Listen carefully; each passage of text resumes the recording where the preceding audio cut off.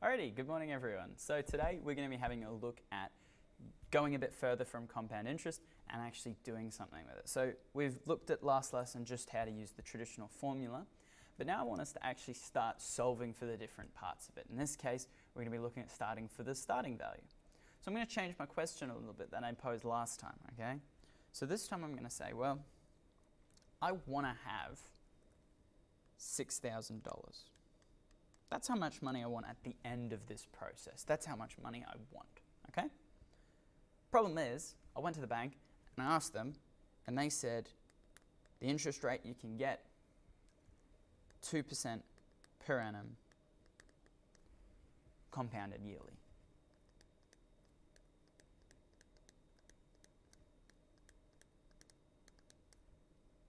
But I need that $6,000 and I actually need it in 3 years time.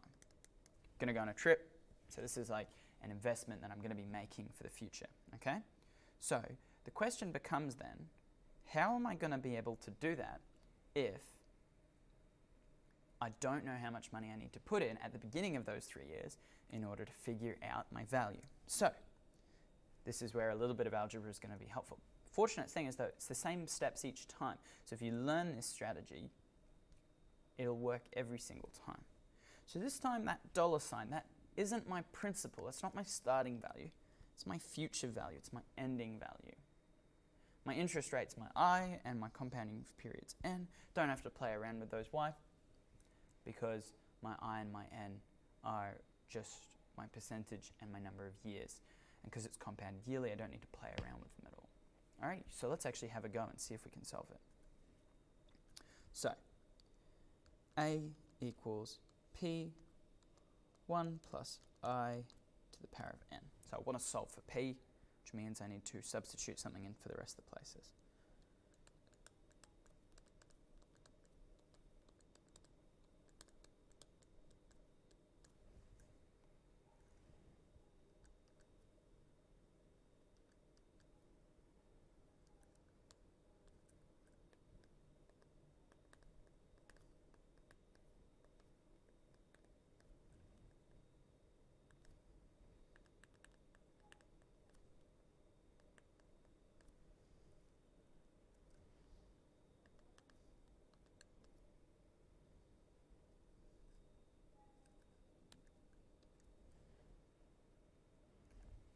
Now I'm ready for the calculator.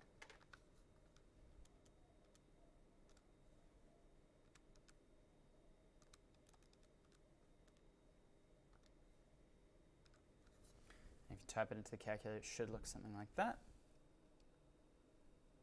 $5,653.93 looks like it.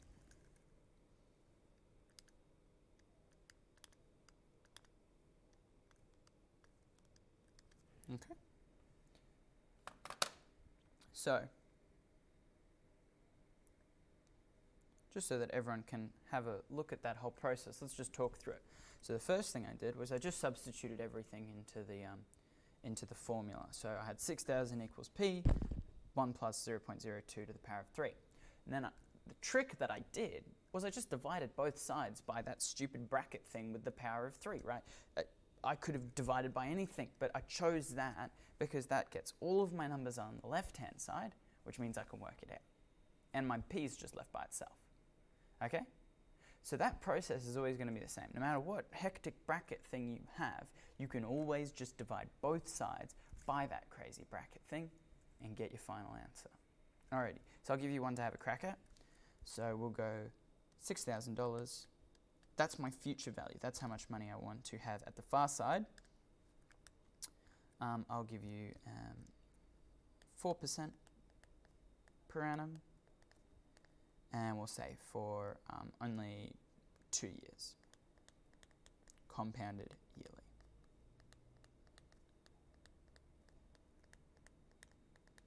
Alright, so pause the video, go through, try to follow along my working out, see how you go. Alrighty, well, let's see how you did. Alrighty, so I've got my A, got my I, I've got my N, I'm looking for P. So let's have a go.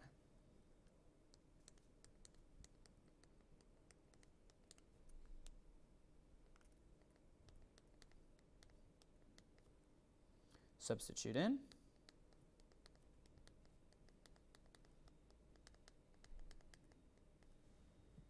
Remember, I don't have to play around with anything because we're compounding yearly. Makes my life nice and easy. Now the trick.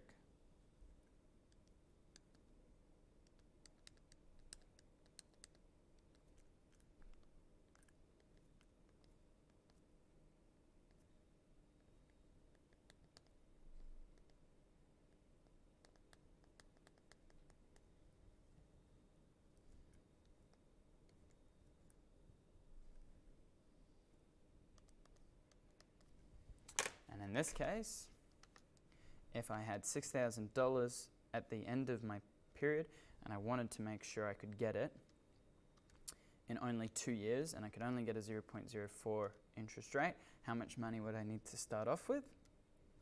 I'd need to start off by investing $5,547.34 after rounding.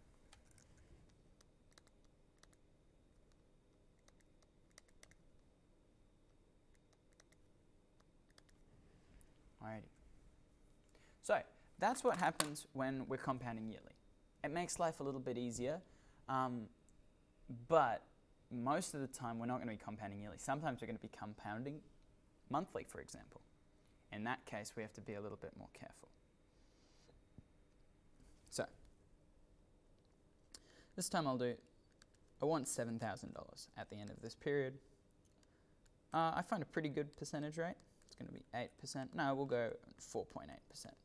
4.8% per annum. And we'll say it's for 3 years. Okay? But this time it's going to be compounded monthly. So with monthly, my interest rate and my compounding periods are going to change. So A, I, and N. A is good to go. The dollars you never have to play around with much, but your I and your N you do have to check that they're in the right units. So in this case, my I is a yearly rate, and I need it to be a monthly rate.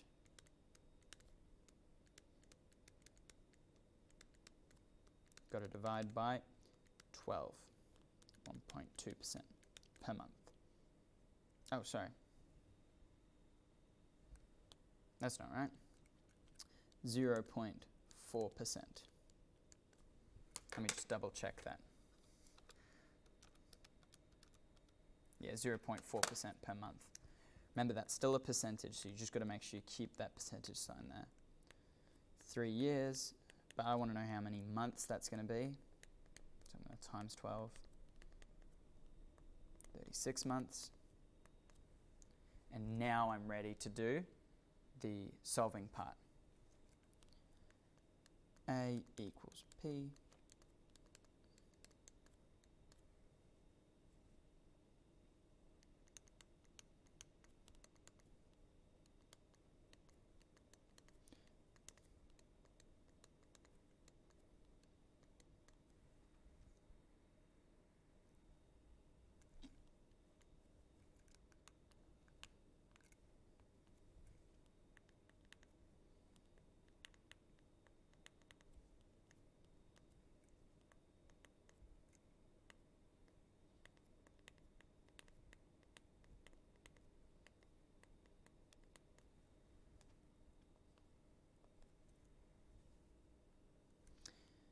And now I'm ready to work out my answer. A bit more of a complicated looking thing. Just got to make sure I type in the right number of zeros for everything.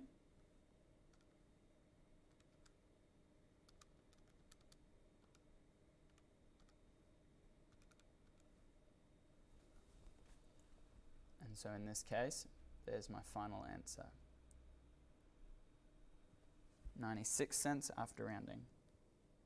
So my starting value is $6,062.96. Okay? Now, what happened there? So the first bit was the same as what we were doing last lesson. We just convert our I and our N to the right thing. In this case, we need to make sure we divide by 12 to get into a monthly unit. And we've got to make sure we times by 12 to make sure we've got the right number of months. Then I substitute in my formula like before, cancel on both sides, and finished up, just like that. So the steps stay the same for this one. It's not too difficult when I change the compounding period, but I will give you one to have a crack at yourselves. So $7,000, 4.8% per annum, 3 years, and yours is going to be compounding quarterly. So remember, there are 4 quarters in a year. Alrighty, so pause the video, have a crack.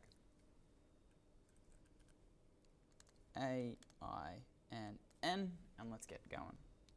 So I is 4.8% per year, and I want it to be per quarter.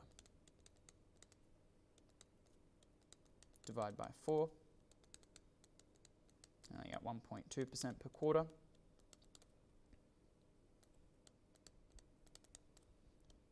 I don't want years, I want quarters.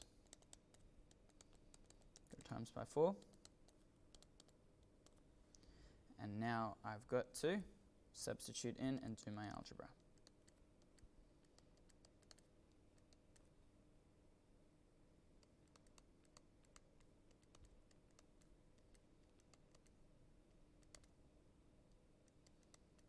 Make sure you convert it into a decimal. That's probably the most common mistake what I see is because you get quite small percentages, you forget to then convert it into a decimal afterwards. So make sure you keep that percentage and do convert it. And if you forget your conversion, it's always divide by 100. But make sure you've had a go at that. And now we've just got to do our final little step, the bit of algebra trickery that gets us our final answer.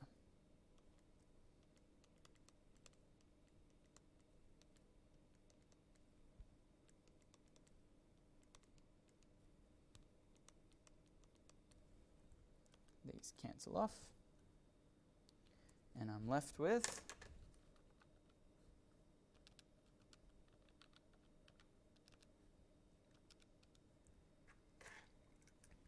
$6,066.41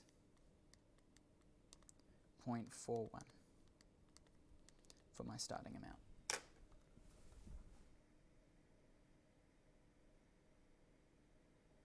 Alrighty, so that's the end of today's lesson. So, hope you've had a good time, and I'll see you on the next one. Bye.